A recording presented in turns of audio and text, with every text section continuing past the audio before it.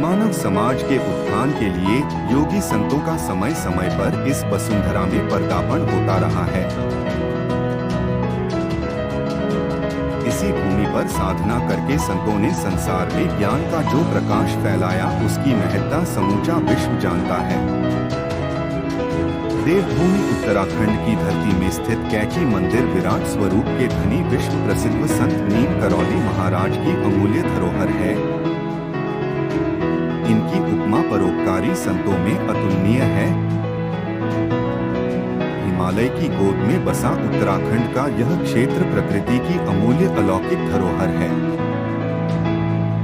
यहाँ की पावन रमणीक वादियों में पहुँचते ही सांसारिक मायाजाल में भटके मानव की समस्त व्याधियाँ यूं शांत हो जाती है, जैसे अग्नि की लौ पाते ही तिनका भस्म हो जाता है।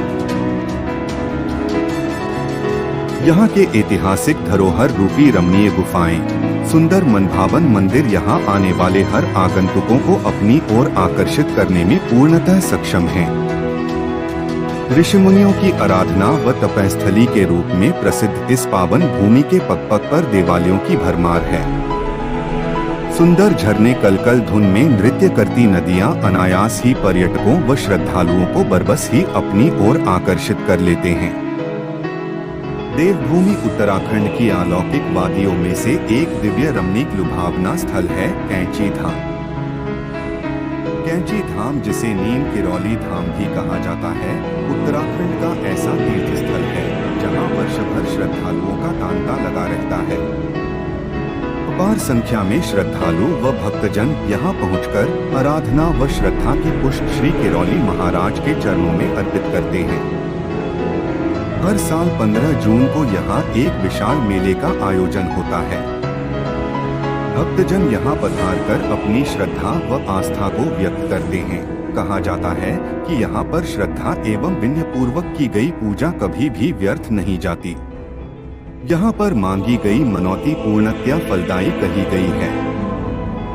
इस क्षेत्र के आस्थावान भक्त बताते हैं, बाबा नीम किरौली महाराज महान योगीराज थे।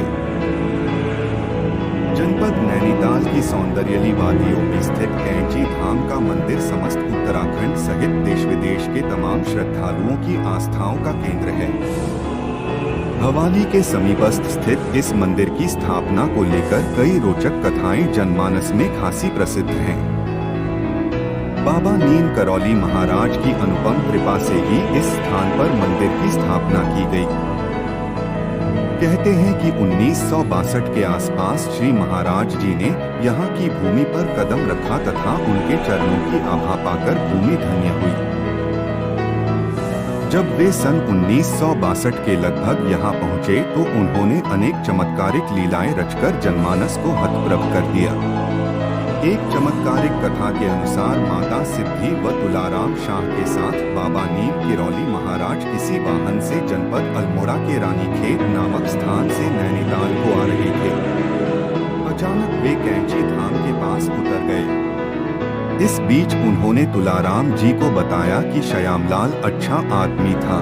उन्हें यह बात अच्छी नहीं लगी क्योंकि श्यामलाल जी उनके समधी थे। भाषा में था के उपयोग से वे बेरुखे हो गए। खैर, किसी तरह मन को काबू में रखकर वे अपने गंतव्य स्थल को चल दिए। बाद में उन्हें जानकारी मिली कि उनके समधी का हृदय गति रुकने से निधन हो गया।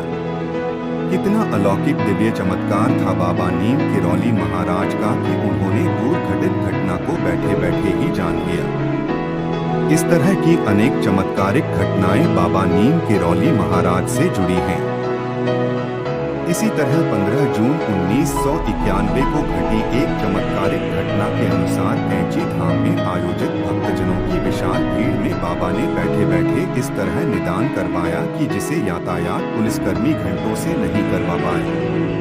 थक हार कर उन्होंने बाबा की शरण ली। आखिरकार उनकी समस्याओं का निदान हुआ। यह घटना आज भी खासी चर्चाओं में रहती है। इसके अलावा एक बार यहाँ आयोजित भंडारे में घी की कमी पड़ गई थी। बाबा जी के आदेश पर नीचे बहती नदी से कनस्तर में जल भरकर लाया गया। उसे प्रसाद बनाने हेतु जब उपयोग में लाया गया तो वह जल घी में बदल गया। इस चमत्कार से आस्थावान भक्तजन नतमस्तक हो उठे। एक अन्य चमत्कार के अनुसार बाबा नीम केरौली महाराज जी ने एक बार गर्मी की तपती धूप में एक भक्त को बादल की छतरी बनाकर उसे उसकी मंजिल तक पहुंचाया। इस तरह एक नहीं अनेक चमत्कारों की किंवदंतियां जुड़ी हुई हैं। माना जाता है कि बाबा जी का जन्म अकबरपुर आगरा जिले के एक सामान्य ब्राह्मण परिवार में 19वीं शताब्दी के आखिरी पड़ाव में हुआ था।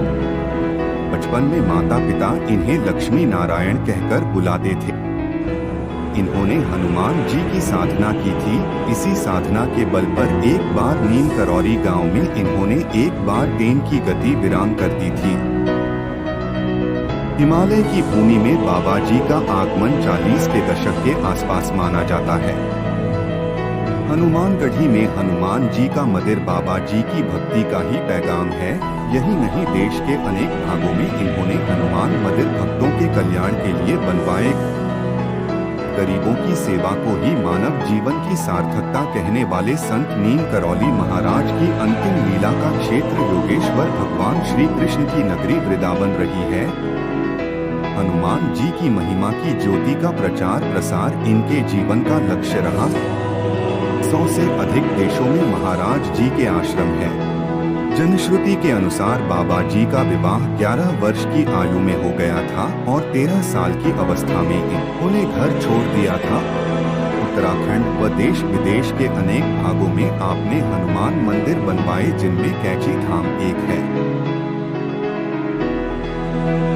इसके अलावा बाबा जी की प्रेरणा से पिथौरागढ़ में गणाई से आगे हनुमान मंदिर काफी प्रसिद्ध है, जहां इनके परम शिष्य ऋषिकेश गिरी महाराज जी ने कठोर तपस्या की थी।